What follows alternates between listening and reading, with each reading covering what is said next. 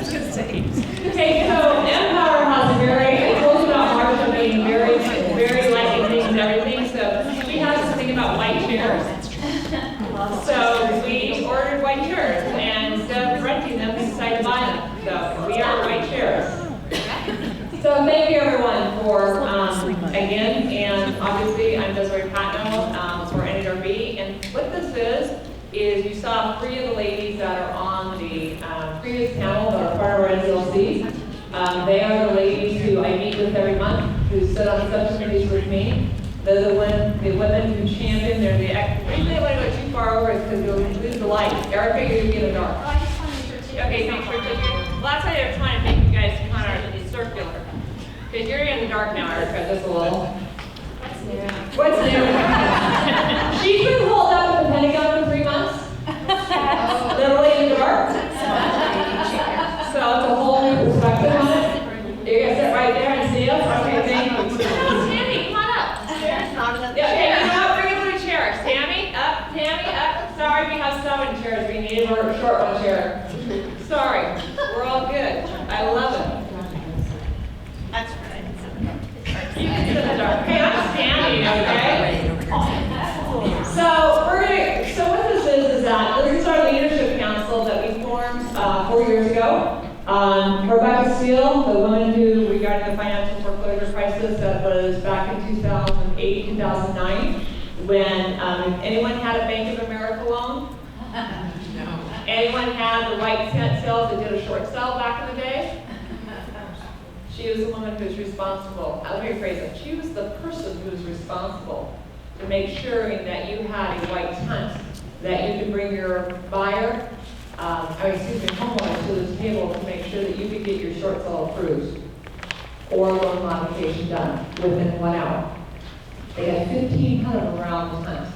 So what happened is that with her, she said, Desiree, let's do this. I'm willing to mentor. I'm willing to communicate and make a stronger connection on all the things that are going on. This is during the time that she was going through her issues that they were trying to indict her with it.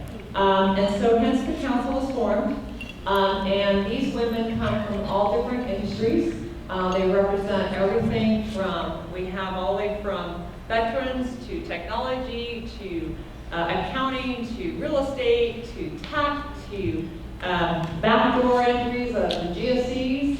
And the purpose of this council is to meet once a month to deliberate on and grow the impact of what we can do to leverage each other and to really come and talk about the issues that we have experienced. And that way we can help each other and also help the ecosystem for economic independence is what we got together. So we just have our once a year in-person meeting for the last 3.5 hours.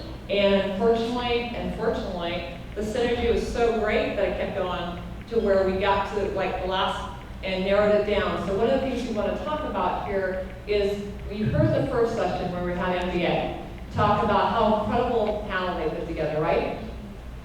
About the leaders in all different industries. This one is going to be really about, they're going to talk about some stories about themselves, about what they can relate to, about leadership, what that means, because that's what today is all about. So I'm going to go ahead and open up the floor, and I have each one of them introduce themselves, give a couple minutes about their background, but have them tell you about a leadership, and I like Marcia's question, pros or cons, best or worst, that they can bring to the table and give you a little bit of insight about who they are, because each one of them have a completely different personality that I love so much. So I'm going to go ahead and start with Tammy.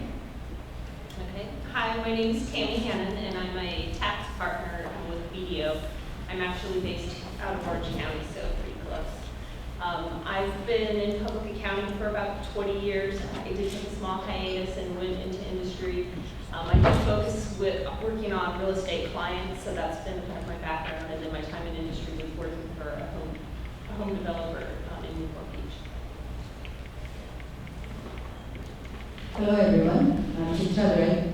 I'm an AI scientist and I'm the founder and CEO of Amicus Aviation, which is all about bringing the digital and AI technologies to reimagine caring for the world's older population.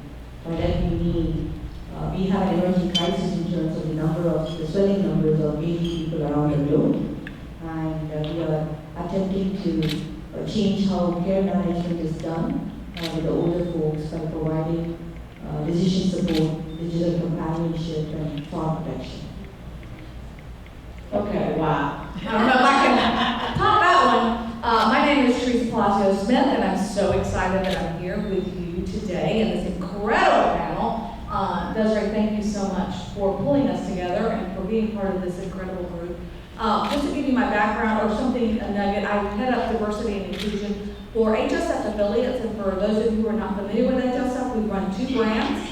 We run Real Living Real Estate, which is not as well known as Berkshire Hathaway Home Services. I'm sure you all have heard of Berkshire Hathaway. Manda, I know you're part of our team there. So, we run those 2 companies, and what I think my nugget is that at any given time, I have always held leadership positions, even from when I was in high school, right? I always ran things or was in charge of things, but I never got the credit for it, right? I was always too scared to say, I did this. And I think sometimes we as women undervalue ourselves and don't speak up and don't feel that we have the right to say, I'm a leader, or I can do that, or please choose me, or let me run. So I just want to encourage all of you to do that, because I think sometimes we don't think that we can do something, or we're told by somebody else that you're not good enough, you can't do it, and you let that scare you. So don't let that scare you, because look at where I am today, and I'm just going up even further within my company. So I'm very excited about the opportunities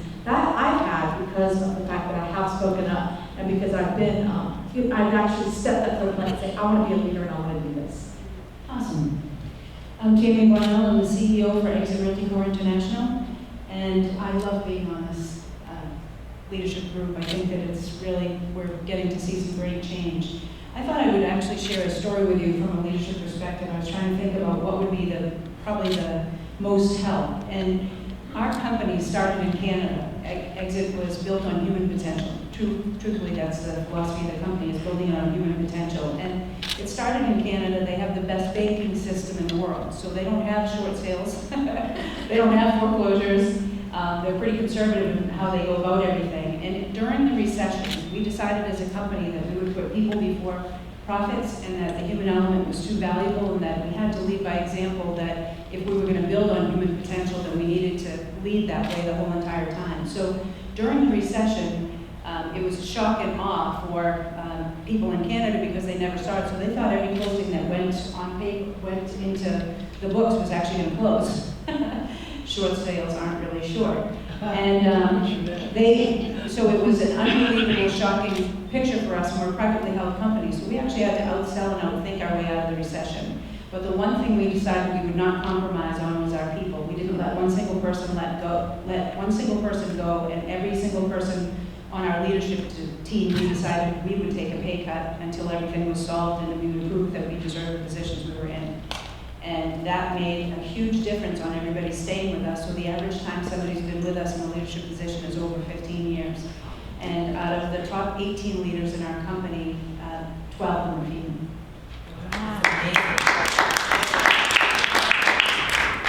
My name is Stephanie Derblinger, and I'm the Chief Product Officer for Station Lending Technologies. We are a technology company that is trying to better the financial industries and homeownership for all. My leadership story, I guess, would be a little more around how I lead leaders, which I think is something that is a little difficult at times, right? Because people are leaders in their own right, and giving them the room to develop themselves into leaders and not impose my will necessarily, but to influence a collective strategy and gain the best out of them to help move that strategy forward has been pretty difficult and rewarding at the same time, and it's really what's helped us continue to move forward. Hi everyone, my name is Rachel Bean-Jarris, and I am a manager in the single-family space for Fannie Mae under collateral risk. So that's a lot of words. What does that mean, basically? Well, what it boils down to is I'm a real estate appraiser. What is a real estate appraiser doing up here, right? Why did Fannie Mae send a real estate appraiser to this event? Well, the truth is diversity and inclusion is something that I'm very passionate about. 2 years ago with a special project group, a very small group of people, 3 people to be exact. We joined hands and said, you know what, we've got to do something about the real estate appraisal industry.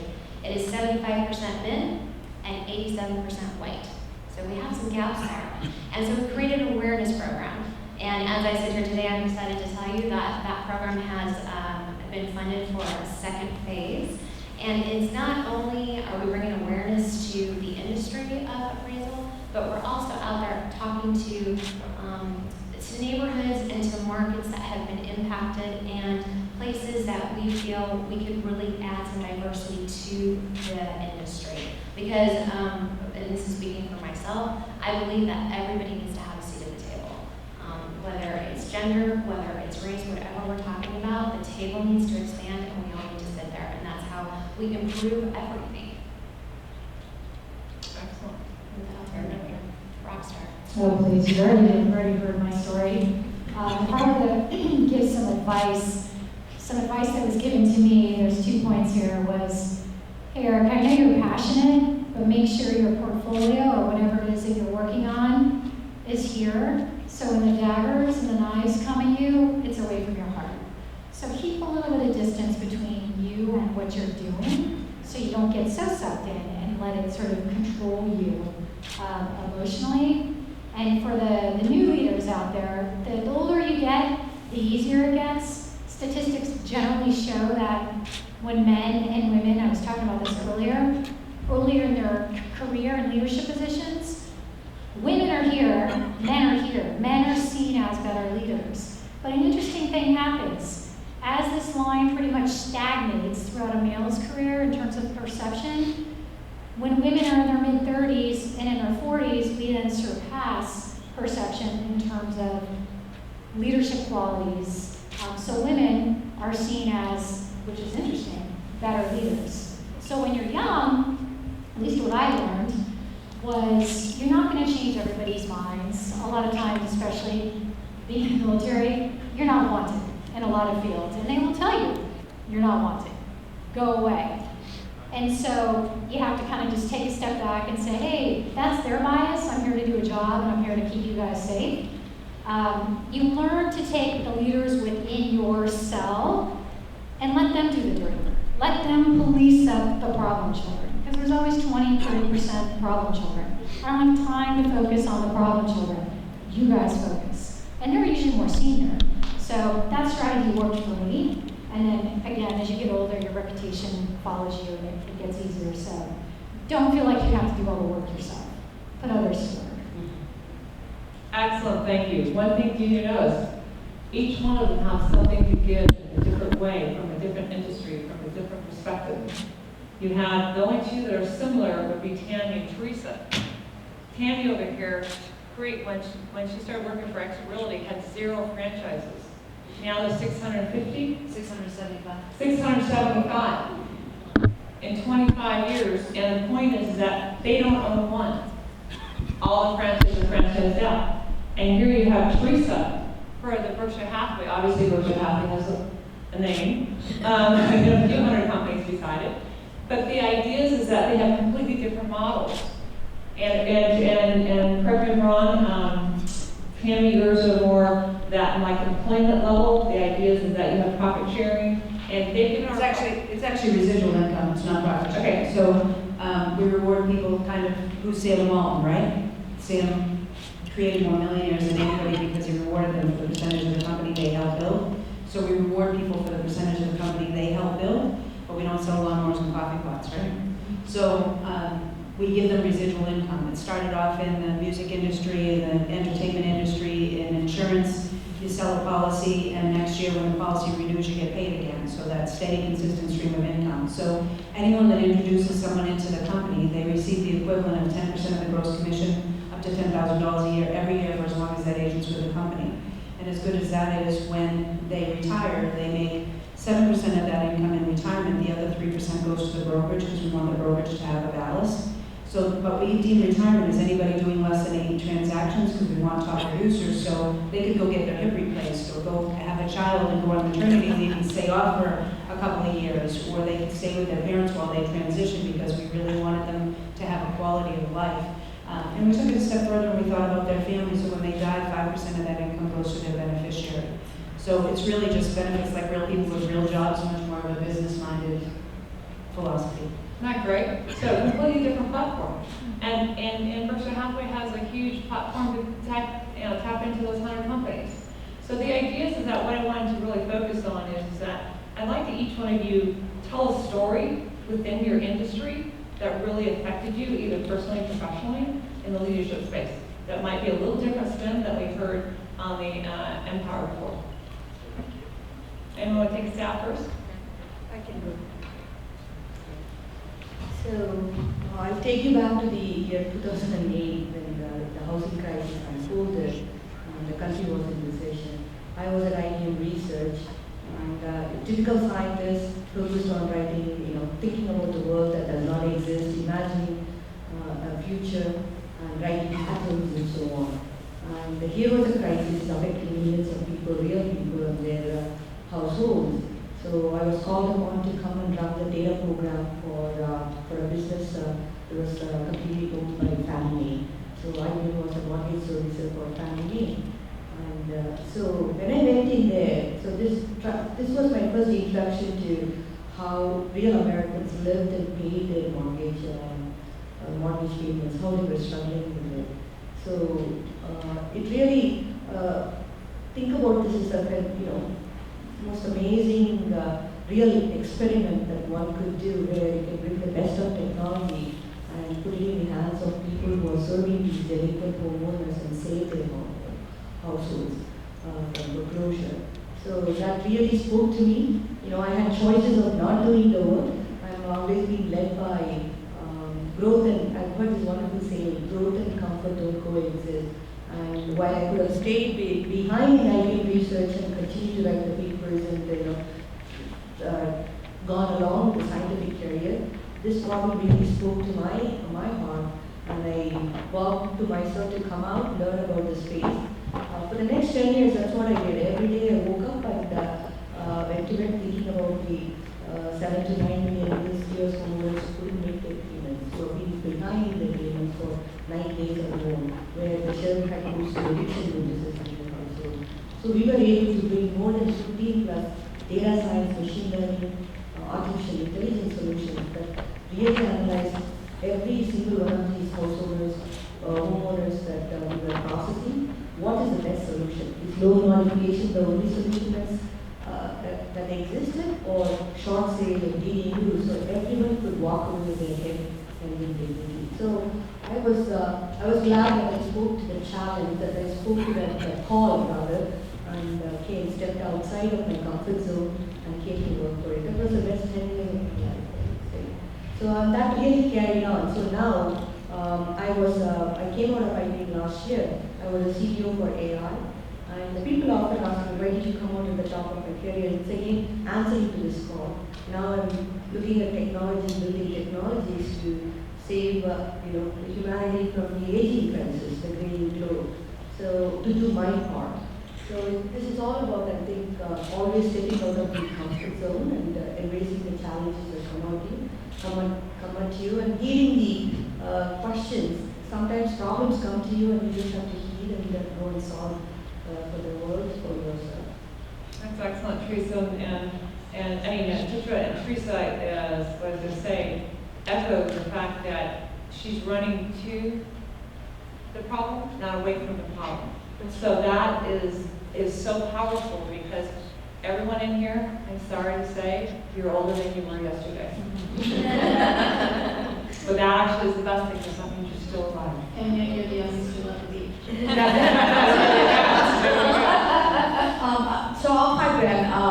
So based on what we talked about, so I just got into this role 2 years ago, but I was a field agent. So for us, realtor on the street selling real estate. And in 2008, 2010, you guys know what happened, right? We're talking about it. And it was really hard, because one thing that I learned, you always, who would might choose? I know that was a book that somebody said they love, and it's one of my favorite books too. But change is always really hard, right? We always have difficulty with change. And we, at that time, were hit with such a scenario that there were no buyers, and Atlanta is where I live. And we have a lot of relocations that come into Atlanta. And that was the largest piece of business that I had, was relocating Mercedes and high-end company employees and executives to the area. And then I realized there was no business. They couldn't sell their houses where they were coming from. They had to rent in our market. They were upside down, so they weren't even going to be able to buy. So it was really difficult. So how do I come across and do something totally different? So I started to pursue REO opportunities and HUD, which I knew nothing about.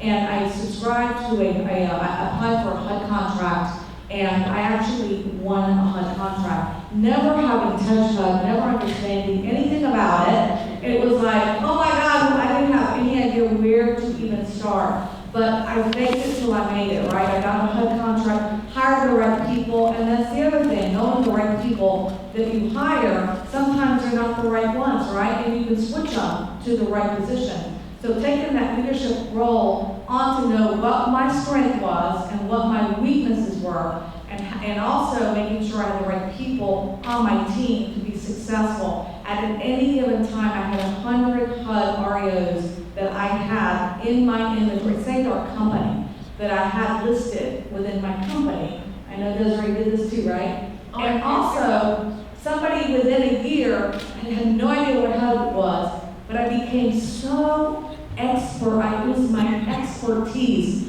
that I was asked to teach classes on HUD within 6 months to everybody. Not to, HUD even wanted me to come and teach it to their people, because I got to know how to work it and what the quirks were and how to successfully implement a program that would help anybody do business. So just being able to diversify and change and adapt, I think that's the biggest thing I learned in leadership there. I think change equals opportunity. There's always going to be change, and if you can look at it from a positive frame of mind and see that there's an opportunity in every single change, you just have to be ahead of the curve. And it doesn't matter what your business is, you really do need to have that 30,000-foot view, that 2,000-foot view, the street level view, and a perspective on yourself. What are you good at? And whatever your culture is in your company, you have to lead by example and live that culture. You cannot just preach it. We watched an awful lot of companies go under during the recession and during other times. We're hearing disruptors like crazy now, and it's creating a lot of fear with people, and yet 90% of business is still being done by real estate professionals. Are there things that need to be improved in it? Without question, there are. But it's only that other 10% that's being done on the outside. The problem is, when we face something, a lot of times we look at the problem instead of looking at what it is that we're doing. Your job, whatever you're doing, is in your windshield, and you're the driver of that vehicle, and that windshield is you going forward. You want to know what the competition's doing, but they're in your rear view mirror. And I do not mean that in any derogatory term whatsoever. It's that you want to know so you don't run into any blind spots, but you have to stay focused on where you want to go and what it is that you believe in and what you're passionate about and where your business is. We get along incredibly well. There are competitors out there, and competition gets you out of bed in the morning, but we're not all going to attract the same people. So don't worry about what they're doing. Worry about what you're doing every single day and make sure you live the culture. I think when I knew the culture really took on, as my statement to everybody is always be the solution, is when in New England, where I'm from, I started off as a regional owner for Exit, and then went from there to vice president and president, and I became CEO in 2012. And all of my offices decided that they were going to be the solution and work together as a team with everybody. And we had a broker that had a massive heart attack, and his brother had a massive heart attack a week prior to, so obviously with a condition in the family. And they told him that he needed to avoid stress. Welcome to the real estate industry. And all of my brokers within an hour and a half of where he was went and took turns and did 2 to 4 hour shifts, and they were the broker of record for that office and made sure that every broker question was answered so that he had plenty of time to heal. And they said, we got to go back with the chicken or the ham or the chicken, right? Which one is totally committed, the pig or the chicken? And apparently the pig is more committed, right? And it was just that thing that they decided they were gonna lead by example and they were gonna be what it was they felt like they were to represent, that said, well, we must be onto something really good. That's great. So I'll add, I think one thing, at least that I've learned throughout my career, is be comfortable with being uncomfortable. Push your limits. Really understand what your capabilities are and stretch those and be okay to fail. Because I'm sure every one of us up here has failed multiple times. So I think it's kind of living with that and making sure that you're really, pushing yourself to your best limits and what you're capable of doing. That's really going to just help you grow with your career. And I would just simply put, take care of your people and they'll take care of you. Lead with integrity and set the example, because they will eat you alive if you say to do something and you're not doing it yourself. So it's a pretty basic formula, but it's powerful. I like that out in America, when you were in the military, we first, we've been writing the last year and a half, promoting the writing of your autobiography more or less in the military. She likes to never get over this. And we're on volume 5 or 6 if you haven't noticed in the magazine. But the idea is that every step of the way you've gone through, you've had to reprove yourself as a woman in the military. Can you really touch that? Because I think leadership is not about just, you hear it so much at the top of the scale that's from the CEO side. I believe leadership is at every level. And someone has to take it, whether you're a newbie in industry, whether you're a newbie in being some kind of manager, it's so huge. And I'd like you to tell just a little bit of framework around that from a perspective of what you've done. The leadership gave me the military gave me a fantastic foundation.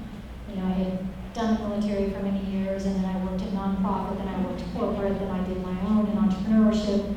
And these same principles apply to any facet. Again, just be genuine in who you are. You don't have to act like a man or have that kind of leadership style to be successful.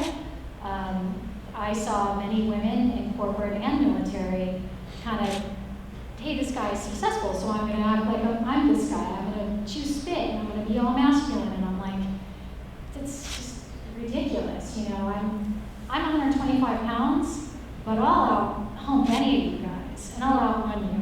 So, and I'll outsmart you. So, it takes a little while. It takes a good 6 months. Any woman in the room knows that sometimes, to get on equal level playing field, whereas my husband, who is also military, can walk right in and he's one of the boys. I don't think it's any different in any, civil society or military or corporate America. So, I think the more we mentor the younger generation of women coming up that, hey, you know what? You are different. And I wanted to be one of the boys, I get it. I didn't want to be separate, and I didn't want to be looked at like I'm the woman pilot. I just don't want the attention. But then you recognize we are different, and we do have different strengths, and we should own that. And when you do that, then how, again, powerful it is balance when you're the only woman at the table all the time, right? And, we're not geniuses sitting up here, but it's amazing how many times you're like, damn, am I the only one seeing this? Like, seriously, what is wrong with these guys? And it's not that I'm any smarter, it's just that we approach things differently. And that's what we're talking about, diversity and leadership and different schools of thought, different backgrounds, different religions, different cultures, different, skin tones, different gender. It's pretty impactful. The numbers show that over and over again. So leadership, military, anything, it's all the same. Just figure out who you are, figure out your strengths, outsource your weaknesses, continue to grow, and then collaborate as women. Help each other out and do not throw each other under the bus. And you know what? If you're 20 and say, I don't need you marching for me and I don't need you in DC legislating for me, you haven't been in the real world yet. You do.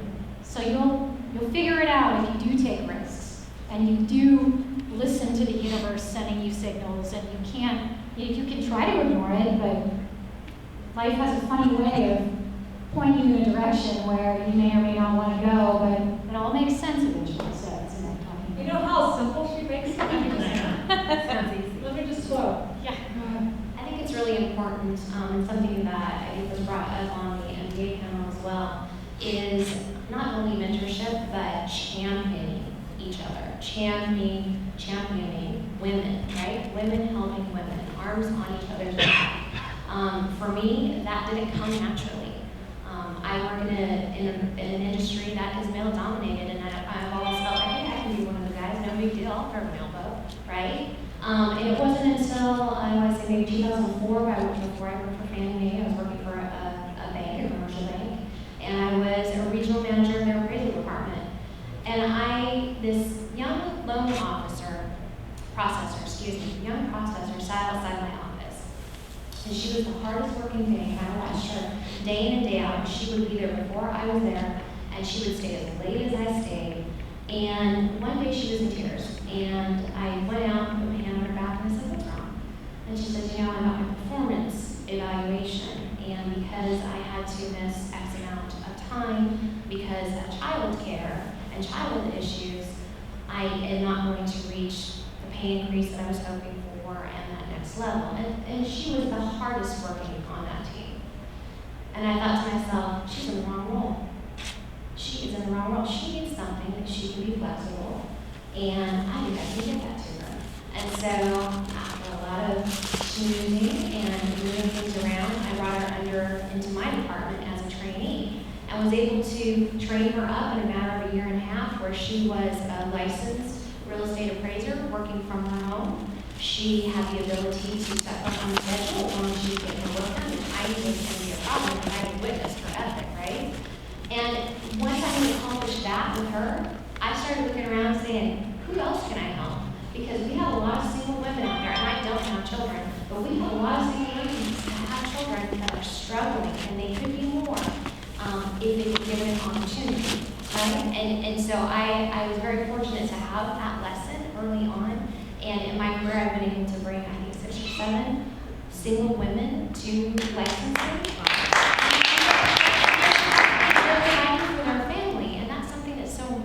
We can give, and that's really on all of us as leaders in here.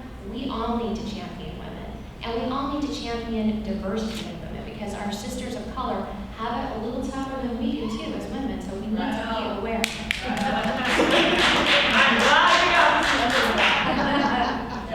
I'm going to double up on what both of you said, because I've been in business a long time, decades. We'll leave it there. A number of them, one hand, but still decades. And the thing is, I never knew that I needed a female network. Never. I've always worked in a very male-dominated industry. I've always been the only woman in the room, but it never bothered me. That's fine, whatever, it's cool. I don't know, and so a couple of things that happened pretty close to one another. One was I was having the coaching session with my male counterparts about presentations, and this female lady had said to me, or she said to all of us really, what do you want the audience to lead with? And I said I wanted them to understand that I know their business and that I understand their problems and I want to help them, whatever. And I don't remember what the other people said, but I do recall that she called me out and said, well, that's a very common female mistake to make, that you are wanting to express that much empathy and you're not just telling them what you're going to do for them. And first of all, I'm in front of my male colleagues and I want to choke you now for saying that was a female thing to do. But in the second place, the whole position was that to have a successful presentation, I needed to be male in the way I did it. And I actually don't want to be male, I'm quite comfortable being female. So that happened, and then less than a couple of months later, I had won an award, and I had people in the company, like from different departments. Our HR department, I remember, was the first person who pulled me aside and said how much they looked up to me and how proud they were, to have a female on the executive team. And then other people in our technology place did. And I realized I just have this responsibility. If I'm not helping them, I'm hurting them. And I want to be inclusive, and so it's not necessarily a female thing. I want to help anybody who needs help. But this particular group of people, they're reaching out, saying, we need help.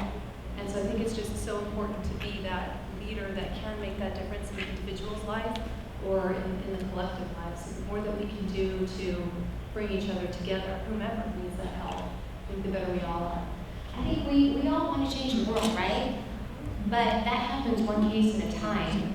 And when you can help 1 or 2 or 3 people get to a place where they are comfortable, where they're happy, where they are succeeding, that can be enough.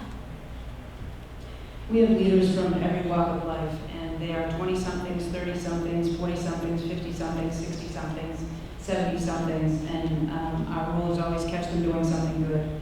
People become what you tell them they can be, and that is such an important thing to be able to see something really great in somebody, because most people have not had the exposure or the experiences. There's an awful lot of people out there that have never had the experience of somebody working in a bigger job. Everybody in their family's been hourly employees. They've never had anybody having ownership or whatever the circumstances are that they didn't have. And so I think our job is to really put those experiences in front of them and let them see possibilities of who it is that they can become. You've got to catch them doing something really good. But on the other side of that, as a leader, you also have to catch the people that aren't doing their job and make sure that you have the conversations with them. I find the easiest way for me is I care enough about you to have this conversation. But I never let anybody go past a certain amount of time if they're not doing their job. My rule is 90 days to greatness. We're going to know in 90 days whether I'm the right person and we're the right company to get the most and the best out of you. But if you can start it with, I care enough about you to have this conversation, it really works. But on the other side, with the people that you're trying to help, catch people doing something good. Very few people do that. And when you can see a talent in somebody, so many of them don't know what they're meant to do yet. And when you can catch them and they realize it, they really do become that person. Everyone has, thank you, Hannan, it's fantastic. Everyone has an insecurity. It doesn't matter if I'm speaking to family offices that, you know, are 100 million or above, you know, multi-billionaires, they still have their self-doubt. Or you have $5 to your name, or don't have any, homeless on the streets. So the idea is that we all want to hear that we're doing better. That's one of the things for 2019. As my own personal goal for 2019 is to say thank you more and to appreciate not just that I talk about you, and if I talk about you, that means I really care about you and I really care what you're doing. But I also have to go back to those people and say thank you for who you are and what you're doing. And those who know me know that that is one of my severe deficiencies that I'm really trying to overcome. Because if you hear I say that I like you and I talk about who and what you are, and I can rattle everyone's stats here, that means that I deeply care about you, but it doesn't go back and resonate to the person. We all like to hear thank you, and it could be as simple as you look great, and be sincere about it, or thank you for what you're doing. And case in point is like when Tammy told me 3 years ago, I think you had given $4 million at that time to Habitat Humanity. I said, how come no one knows about that? How come you haven't told everyone that you're giving 10% of every transaction to? Well, we do. Then if I've been an agent for 30 years, how come I don't know about it? How come it's not out there? So those are the things that I said, thank you for doing that, because you're paying it forward to everyone else. And it's not just about a gender lens perspective. It's about us as ability for a leader to come out and acknowledge someone else is doing it good. And heard about you might not be in that position or 90 days platform to get in and to realize how great they are. And no matter what age we are, even if we're going into the aging population, having someone say, you've done this well, or something that is just as simple as can be, take that moment to say thank you. There's a great book, and it's called The Power of Human, and it just came out, and it's a little dry, but it talks so much about how much we're losing our humanity and how important it is to have humanity and make it personal. I recommend it to absolutely everybody. It's amazing for just really making you realize when you're having a conversation with someone that you're not waiting to think of what you're going to say next, that you're really listening and you're really present, and that you're really present when people have stuff going on in their lives. Somebody on the NBA platform mentioned getting to know people, and it's so important. Do your homework on those people and find out what's really important to them. There's another great book called The Dream Manager, and finding out what people's dreams are and what they aspire to be and where they want to go with their lives, even if it's not going to be with you for the rest of their lives. That's okay. Helping them to get there will only increase the value of what it is that you're going to do. Yes, please. Questions? I was just remembering. Anyone have any questions? Stand up. I just wanted to say, as a broker auctioneer, I commend all of you in the women's world. I recently spoke at NAA, the auction, where I belong. Years ago, to be a woman auctioneer was unheard of. and I went to New Orleans to the conference. And I walked in the door, and the man grabbed me by the arm, and he said, all the women and secretaries are going to the aquarium. This is only for auctioneers. And I said, well, I'm one of the first California real estate auctioneers, and I'm coming in. And he grabbed me again and said, and I said, well, I'm coming in. And all during the conference, he said, we sell pigs, we sell chickens, we sell horses. Should be louder. We sell pigs, we sell horses, etc. And that lady thinks she's going to make a living selling real estate. I want you to know that 75% of the auctioneers now are women.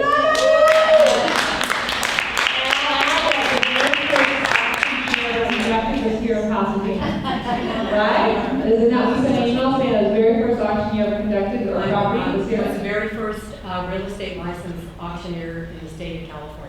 Right, but you sold your first property here. My first property I sold here was an estate 15 years ago at 1234 Oak Mill Drive for $1.2 million. Had the auction right at this hotel.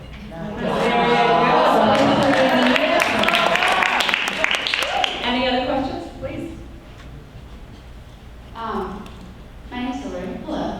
As you guys are talking about championing culture and being a representation of culture, one thing that I kind of want to ask the NDILC panel, but also for you all as well, is how are you going about having that conversation with your fellow female executives, where they feel like they're championing culture because they're a representative of culture, they are female in executive leadership positions, but they get to a point where they're still challenging those around them, right? So even in the discussion we're having here, you're talking about championing those underneath you, finding ways to get those women to feel empowered, but at the same time, the other women, once they get there, they tend to have that separation again.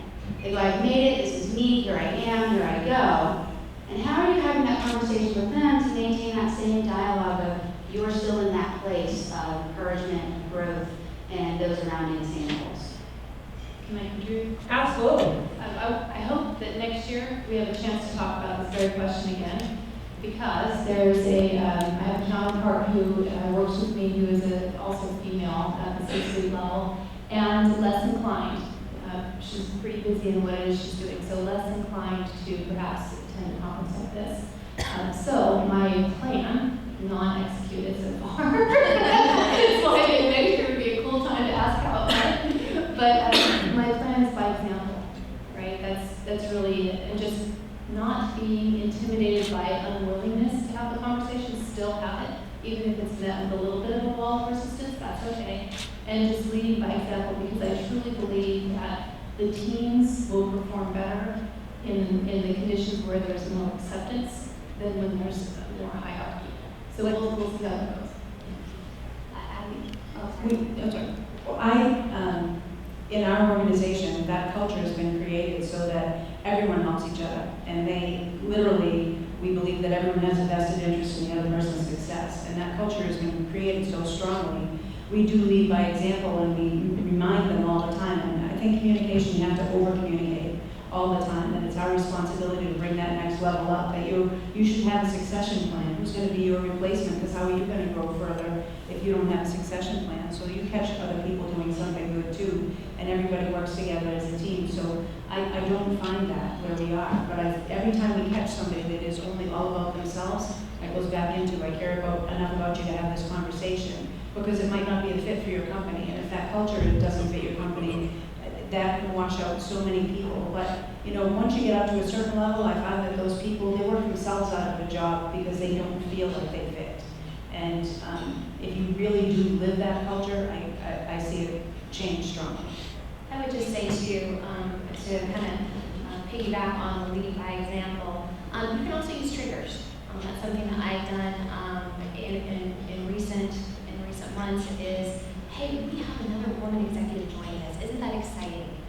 And actually verbalizing that to my women partners that sit at the same table as I do, or isn't this great about this piece of whatever it has to. It could be a piece of news, it could be celebrating, something I saw on LinkedIn about another woman getting onto a board.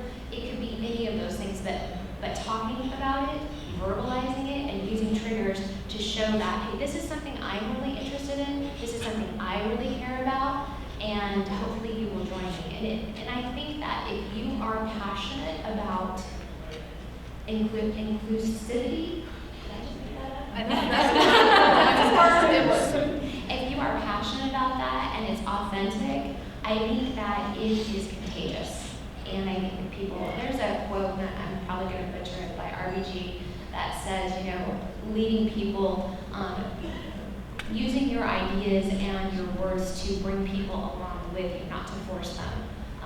And I think that you can really do that. It takes time. Boy, I'm going to tell you guys, y'all know what I'm going to tell you guys, because I've experienced, you know, I think it's really tough, because I think women in general, we can be catty, we can be jealous, we can be everything that I wish we weren't, right? And I don't know, it sounds like we're all experiencing some things, but I tell you, I've actually experienced situations where I'm like, I can't believe that, just like you heard Marsha say, this person stabbed me in the back, you know, when I don't understand why, you know, why they're doing that. So I think, honestly, having the conversation like we're having right now is really important, and also making sure that you stand off and say, wait a minute, am I doing that? Am I being that way? Am I not promoting the people that I need to be promoting and making sure they get recognized? Because I always have the saying, as I come up the ladder, let me bring you up the ladder with me, okay? Because those people are going to be the most loyal to you as a group, and just like, you know, I think you said, Tammy, you've got to find somebody that's going to be taking your place, but, you know, that you can actually, you have a succession plan in place, because you obviously want to move up, and I think that sometimes we get scared, and being Latina, I think, oh gosh, you know, I don't want to be the only Latino. What if they only take one woman, right? You've heard that saying, and I'm it, right? So you've got to remember, you know, that inclusivity means just that. But you also have to remember that you also want to include other people and not always just go for a woman if they're not the right person. Because I see that happen a lot. I'm going to vote for them because vote for the right person, the right job, the right opportunity, because that's really what's going to make the difference. And remember, bring other people along and promote them and give them credit. Because I think a lot of times, right, we don't, hey, it's not, you know, right. And also, you want to take credit, right? No. You know, it was Tammy that came up with that idea. She works on my team, and I'm so happy that she's with me, because if she hadn't done that, we wouldn't be where we are. So just make sure that you do that, because that's what's going to make the biggest difference. And people will see that in you. And that's what it's going to help you. You place yourself back in time. So Chitra, yeah, practical implementation of program that work is as women leaders, we need to make a commitment. So that's what work that I do. Given we are in technology, women are very represented in, practically a minority there. So any women leader be promoted or we would recommend always need to make a commitment. So we would actually track. So there's a measurement process in terms of how many other women I would mentor. Or every country I would travel, I would make time to meet the women technical folks so that we can identify the next wave of talent. So we have very concrete, it's not just concept and talking, but really a program and implementation in terms of measurable expectation. And we would evaluate ourselves at the end of the year. How many women did we bring up to the attention of the senior leadership for the next wave of leaders? So nothing like visibility and monitoring gives power to making a true change. So that's what I would recommend in terms of actualizing any of the expectations that we want to achieve. The interesting thing, thank you, Chitra, is that Chitra was a former IBM fellow at the highest award you can get at IBM out of 600,000 employees, and she's the first one of Indian descent. I think the only one of Indian descent. And if you think about the perspective, STEM, of color, women, we go down the list, right? And being 35 years in AI, it really has to resonate with the fact is that we all have to continue and grow and just you don't want to reinvent the wheel, but you have to leverage, and this is what this group is about, is leveraging each other's minds, resources, and information, and their life experiences, because it's not always the professional end that we help each other, it's also the personal end that we help each other. Whether we're cancer survivors, whether we're, have to deal with the mental health, which is a huge crisis in North County where headquarters is. 30 years old, we have a huge epidemic in suicide, and it's happened to everybody. And that's become a real big norm of mental health, of the stress that's in. So in closing, because we're having cocktails and hors d'oeuvres or right across the courtyard. In closing, real quick, I'd like to have each one of you quickly, like Marcia did, what is the one piece of advice that we haven't heard that I know it's going to be tough, but you believe that would be that they could take back to their sphere of influence, their executive team that they have, and also the people that they talk to on a family basis. So it doesn't have to be just professional. That can really resonate that they might not have known before. And keep it short. So I think that's kind of hard between the two panels, but I will still go back to, I think empathy is important, and just understanding the people that we're working with. To be a good leader, you have to kind of understand their circumstances, and everyone's a little bit different. And if you do that, like someone said, you get loyalty and trust from these people, and that's when they excel. Generosity of sharing, that's what I would suggest. We all have come up high in our careers, in our journey, because we stood on the shoulders of other giants. And it's always, I think, wise to remember the journey we have taken and make sure we are pulling others along in that journey. Love that. I think the one thing that God gave us as women is instinct. And sometimes we go against it. So trust your instinct. If the situation doesn't feel right, don't let somebody else talk you out of something that you know is the right move that you need to be making, or the right hire, or if somebody's trying to convince you to do something that you know in your gut is not good, go with your gut. Because guess what? 99% is almost always right. It's that natural instinct that God gave you that you have. So trust in that and don't doubt yourself. Don't doubt yourself. Have you done a survey on that? We sure it's 99% not. Actually, I have stats on that. Yes. Yes, I have stats. I agree with the instinct and your gut, but I have a tattoo on my back. I lost it, that's a different story. I have a tattoo on my back that says, "Be true to yourself and you'll be able to lead others." And I think that that's very true, that you have to be truly authentic with everybody around. But probably the biggest piece of advice is there's a very big difference between empathy and sympathy. Understanding where somebody is and where somebody's coming from, they still have a job to do. Saving people is for Sunday. And so they still have a job to do. There's a dramatically different piece from empathy. Sympathy, I go down in the same hole that they're in. Empathy is I understand where they are, but they still have a responsibility to help themselves get out of it. And I think that's really important, or you're just going to have a lot of followers. In our business, because there's so many people in sales, there's an awful lot of people that just have no place to go when they come in to go to work, and that's not a reason to have a job. I'd say for me, if there's a win, if there's a success, it's a team success. And if there's a loss, it's your loss. And having that mentality about how you handle your team and your business will help lead the right way. I would say, don't let anybody tell you to wait your turn and that this is not your time. Because I've had people tell me that before, and that's not the case. If you are the top performer, if you are the top leader, it is your time.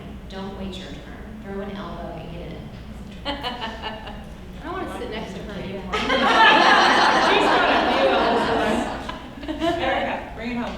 Yeah, I've already said some pieces, but be firm, be fair, and her point is so valid. We're in an interesting time with this whole Me Too. This is a really strange opportunity, but it also is creating, I think, a little bit of fear from our male colleagues. So if I were to touch military and corporate, military culture, I go to my senior female generals, the few of them that they are, and they really don't want anything to do with anything that has the word women in it, because they're afraid it's going to hurt their career.